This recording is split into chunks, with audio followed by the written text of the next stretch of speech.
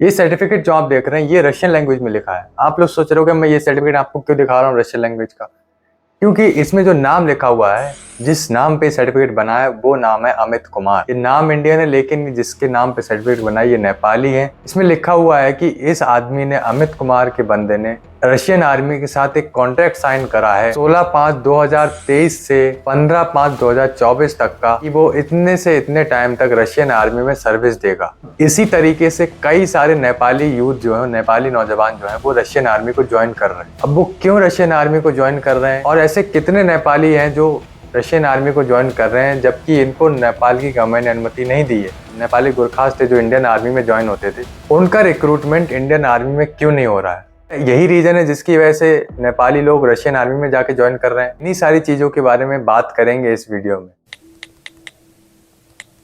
Russian arm forces ने 2010 में एक ऑर्डर पास करा जिसके थ्रू वो जितने विदेशी लोग हैं जो रशियन आर्मी को ज्वाइन करना चाहते हैं, इस ऑर्डर के बाद रशियन आर्मी को ज्वाइन कर सकते हैं। इससे पहले ऐसा रूल नहीं था। इसके कुछ रूल्स थे कि जो आदमी रशियन आर्मी को ज्वाइन कर रहा है उसके पास डुअल सिटीजनशिप नहीं होनी चाहिए, उसको रशियन लैंग्वेज आनी होनी चाहिए और वो 5 साल का कॉन्ट्रैक्ट साइन करता है रशियन आर्मी के साथ।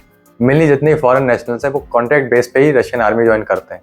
फिर भाई 5 साल का हो, फिर भाई 1 साल का हो, फिर चाहे वो 2 साल का हो। जो भी फॉरेन नेशनल रशियन आर्मी में ज्वाइन करेगा वो 5 साल का कॉन्ट्रैक्ट साइन करेगा, 3 साल तक अपनी सर्विस देता है रशियन आर्मी में, तो वो रशियन सिटीजनशिप के लिए एप्लीकेबल होगा। तो ये रूल्स थे 2010 में, लेकिन 22 सितंबर 2022 को इन रूल्स में थोड़ा चेंज कर दिया गया।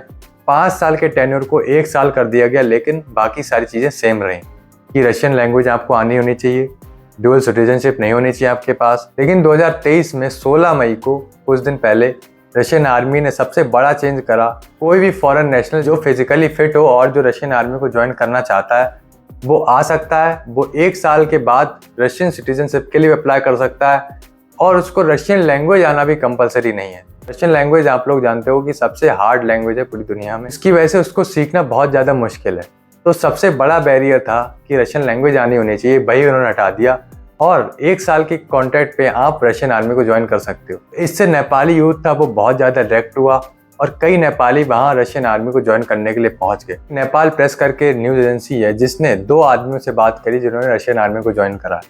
तो उसमें से पहला आदमी है जिसने रशियन आर्मी को ज्वाइन करा, वो पहले नेपाल आर्मी में सर्विस दे चुका था, वो रिटायर हो गया था और वो दुबई में एक सिक्योरिटी मैन की तरह काम कर रहा था। उसको उसके दोस्तों ने बताया कि रशिया में एक बहुत अच्छी जॉब अपॉर्चुनिटी है। रशिया की कैपिटल मॉस्को जाता है एज अ टूरिस्ट बन के और वहाँ जाके वो रशियन आर्मी ज्वाइन कर लेता है। वहाँ पे वो ट्रेनिंग कर रहा है। वहाँ पे तकरीबन 200 फॉरेन नेशनल्स ट्रेनिंग कर रहे हैं, उसमें से 3 नेपाली है उसको मिला के। और आदमी से बात करती नेपाल प्रेस, वो रशिया में पढ़ाई कर रहा था अपनी बैचलर्स की। वो कहता है उसके पास 2 ऑप्शंस थे, या तो वो अपनी पढ़ाई कंप्लीट करके नेपाल वापस चला जाए और वहाँ जाके वो बेरोजगार रहे, और दूसरा ऑप्शन था उसके पास कि वो रशियन आर्मी को ज्वाइन करे और रशिया में ही सेटल हो जाए।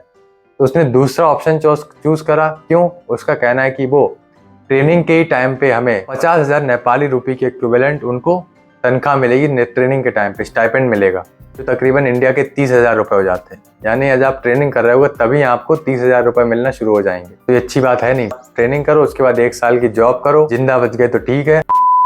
इसके साथ ही, स्टाइपेंड के साथ ही, जो इंश्योरेंस है वो भी मिलेगा आपको। अगर आपके साथ कुछ हो जाता है तो आपकी फैमिली को पैसा दिया जाएगा, वो भी बिल्कुल फ्री इंश्योरेंस था। पूरा जो इंश्योरेंस है वो रशियन आर्मी करा रही थी। 1 साल की सर्विस देनी है आपको, उसके बाद रशिया में ही रह सकते हो, आप रशियन सिटीजन बन सकते हो। इससे अच्छा क्या हो सकता है नेपाली लोगों के लिए? रशियन आर्मी जो है जितनी फॉरेन नेशनल्स को रिक्रूट करती है वो कॉन्ट्रैक्ट बेस पे साइन करती है, यानी 5 साल का कॉन्ट्रैक्ट है, 1 साल के कॉन्ट्रैक्ट पे रशियन आर्मी इनको साइन करती है। तो इनकी जो सैलरी बताई जाती है, जो कॉन्ट्रैक्ट बेस्ड सोल्जर्स होते हैं, $2,500 पर मंथली सैलरी होती है, जो इंडिया में 2.5 लाख रुपए पर मंथ हो गया। बहुत ज़्यादा अमाउंट हो गया। और नेपाल में 3 लाख रुपए पर मंथ हो गया। तो नेपाल के हिसाब से सोचो आप कितना बड़ा अमाउंट हो गया। 3 लाख रुपए पर महीना आपको एज अ सोल्जर मिलेगा। तो इतने बड़े अमाउंट को देखकर कौन नहीं अट्रैक्ट होगा? और जो Nepali youth Russian army join करने जा रहा है, इसको नेपाल की गवर्नमेंट परमिशन नहीं दी। नेपाल और रशिया ने कोई भी बायलैटरल एग्रीमेंट साइन नहीं करा है कि वो अपने आदमियों को रशिया की आर्मी में रिक्रूट करने के लिए भेज सकते हैं। ऐसा कोई भी एग्रीमेंट साइन नहीं हुआ है।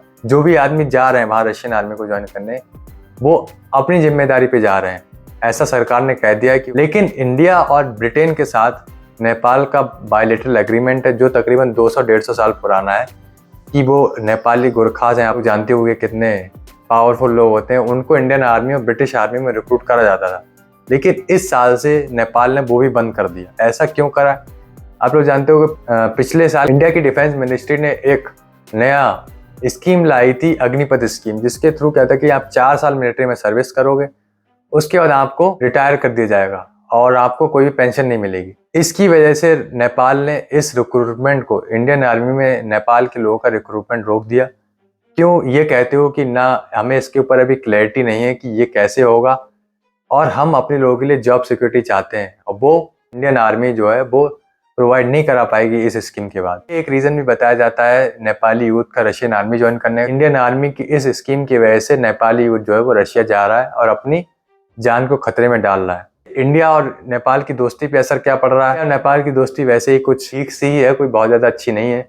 एक तरफ चाइना के साथ उसके संबंध अच्छे होते चले जा रहे हैं और एक तरफ इंडिया से पुराने संबंध है। अब नेपाल इसको कैसे बैलेंस करता है, क्या करता है, वो आने वाला टाइम ही बताएगा। आप लोग क्या लगता है, क्या नेपालीज को रशियन आर्मी ज्वाइन करनी चाहिए, अपने आप को खतरे में डालना चाहिए?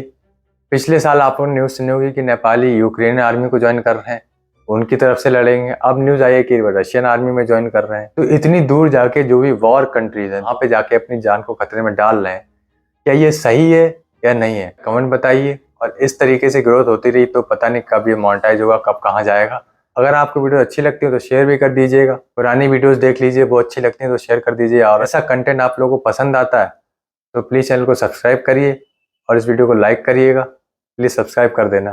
Thank you for watching this video. जय हिंद।